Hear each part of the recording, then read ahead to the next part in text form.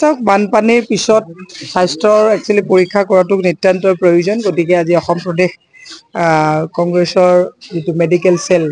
তাৰ জৰিয়তে আমি আজি ইয়াত এটা নহিৰাত হেল্থ চেকআপ কেম্প দিয়া হৈছে ৰাইজৰো সহাৰি পাইছো আহিছে আমি খাদ্য অনুসৰি যিখিনি পাৰো ৰাইজৰ একচুৱেলি ৰাইজৰ মনৰ বুজ ল'বৰ কাৰণে ৰাইজৰ লগত এটা আত্মীয়তা স্থাপন কৰিবৰ কাৰণে এইখিনি আমি পদক্ষেপ হাতত লৈছো চাওক এইখন চৰকাৰৰ শ্লোগানটো আছিলে সবকা সাথ সবকা বিকাশ এটা সবকা সাথ সবকা বিকাশৰ কথাটোতো আমি বাদেই দিলো চৰকাৰী হস্পিটেলৰ ৰেজিষ্ট্ৰেচনৰ মাচুলো আজি তাৰিখত বৃদ্ধি কৰা হ'ল চৰকাৰী হস্পিটেলৰ খৰচৰ মাত্ৰা আজি তাৰিখত বৃদ্ধি কৰা হ'ল গতিকে মানুহে আজি তাৰিখত চৰকাৰৰ মেইন কথাটো তেওঁলোকৰ কথাটো হ'ব লাগিছিলে স্বাস্থ্য শিক্ষা ন্যায় এই তিনিটা বস্তু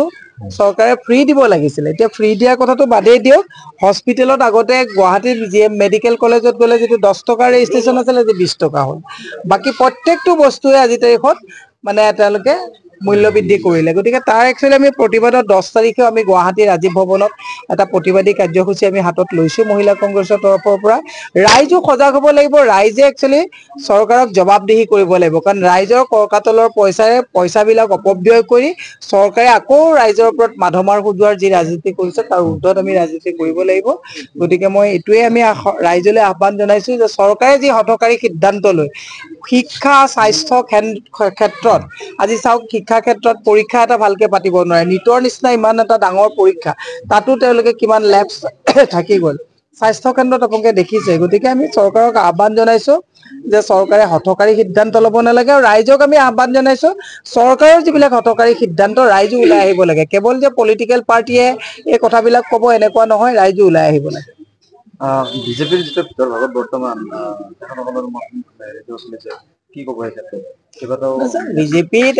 বিজেপিত এতিয়া পুৰণা মানুহ বুলিবলৈ নাই আৰু তাৰ ক্ষেত্ৰত পুৰণা মানুহসকলেও নিজে আত্মসমালোচনা কৰাটো ভাল পুৰণা মানুহসকলে আজি বিপদত পৰাৰ কাৰণে তেওঁলোকে খুব মানে উঠি পৰি লাগিছে কিন্তু পুৰণা মানুহসকলেও পুৰণা মানুহবিলাকৰ বিপদত কেতিয়াও মাত নামাতাৰ কাৰণে আজি তাৰিখত তেওঁলোকৰ হৈ মাত মাতিবলৈ মানুহ নাইকিয়া হোৱাত এতিয়া তেওঁলোকৰ এটা শুভবৃদ্ধি হৈছে যে পুৰণা মানুহসকলক ধৰি ৰাখিব লাগে প্ৰত্যেকটো দলে দলৰ তৃণমূলৰ পুৰণি মানুহসকলক নবীন প্ৰবীণ সকলোৰে মাজত এটা আত্মীয়তা গঢ়ি তোলাটো উচিত গতিকে এতিয়া বিজেপি বুলিবলৈ নাই এতিয়া হিমন্ত বিশ্ব শৰ্মাৰ কোটাৰীত এটা চৰকাৰ চলি আছে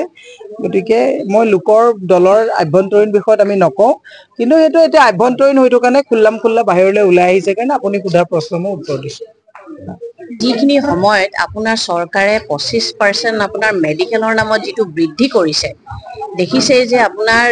বস্তু বৈ যিটো হিচাপত দাম হৈছে সেইটোতো মানে নৰ্মেল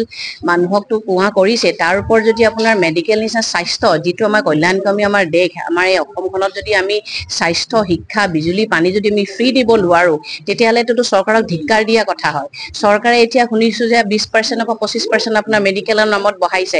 আয়ুষ্মান কাৰ্ড আৰু কাম নাইকিয়া হৈছে কেলে প্ৰাইভেট হস্পিটেল বিলাকত এতিয়া আয়ুষ্মান কাৰ্ড একচেপ্ট নকৰে লগতে এতিয়া দেখিছো কেঞ্চাৰ নিচিনা ইমান ডাঙৰ মাৰাত্মক এটা বেমাৰ তাৰ ওপৰত আৰু বহুতখিনি জীৱনদায়ী ঔষধ যিটো হিচাপত দাম হৈছে যিখিনি আপোনাৰ বেমাৰ হস্পিটেলত যদি মানুহে সেইখিনি ৰিএম্বাৰ্ছ নাপায় তেতিয়াহ'লে সেই আয়ুষ্মান কাৰ্ডখনৰ কি ভেলু আছে চ' আমি আজি জৱাহৰ বাল মঞ্চ ফালৰ পৰা আমাৰ ডক্টৰ সাজিদ হুছেইন ডাঙৰীয়া তেওঁ আমাৰ চেয়াৰমেন হয় আমি জৱাহৰ বাল মঞ্চ লগতে আমি অসম প্ৰদেশ কংগ্ৰেছ কমিটি মেডিকেল সেল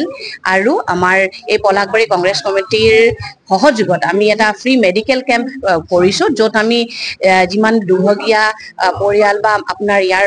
মানুহখিনি যিখিনিয়ে বানপানীত যথেষ্ট ক্ষতিগ্ৰস্ত হৈছে আৰু কিবা সৰু সুৰা যদি বেমাৰ হৈছে সেই বেমাৰখিনি আমি ইয়াত চেক কৰাইছো লগতে আমাৰ আই কেম্পৰো ডক্টৰ আছে তেওঁ চেক কৰি আছে আমি বিচাৰিছো যিমানখিনি আমাৰ ফালৰ পৰা কংগ্ৰেছ ফালৰ পৰা আমি পাৰো আমি সহায় কৰি যাম লগতে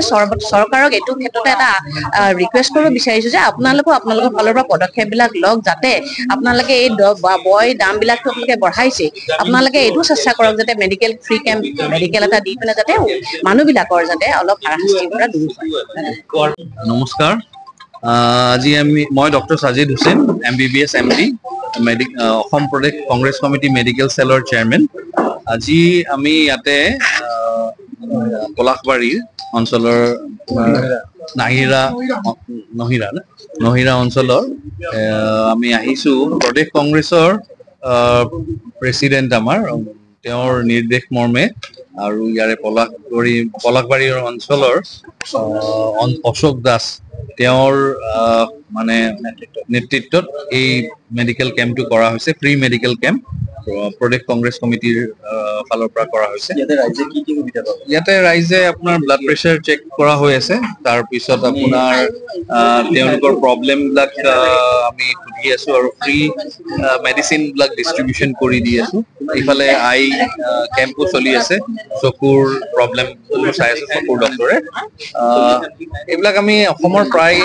কেইটামান জেগাত কৰি আছো, যিবিলাক ফ্লাড এফেক্টেড এৰিয়াজ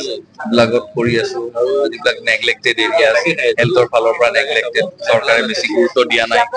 সেইবিলাক এৰিয়াত আমি এইবিলাক এনেকুৱা ধৰণৰ কেম্প প্ৰদেশ কংগ্ৰেছৰ সৌজন্যত আৰু লোকেল কংগ্ৰেছ কমিটিৰ সৌজন্যত আমি কৰি আছো। কিমানমান পেচেণ্টক আপোনালোকে এতিয়ালৈতো প্ৰায় আমি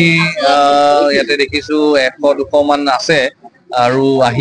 মানুহ আহি আছে। আমি আছো, আবেলিলৈকে থাকিম। প্ৰায় যিমানখিনি মানুহ আহে ইয়াতে তেওঁলোকৰ চবৰে কাৰণে আমি মেডিচিন লৈ আনিছো। চবকে আমি ফ্ৰী মেডিচিনবোৰ দিম, চেক আপ কৰিম আৰু আই চেক আপো হ'ব। তেনেকুৱা এটা সুবিধা এটা দিছো আৰু আমাৰ ফালৰ পৰা।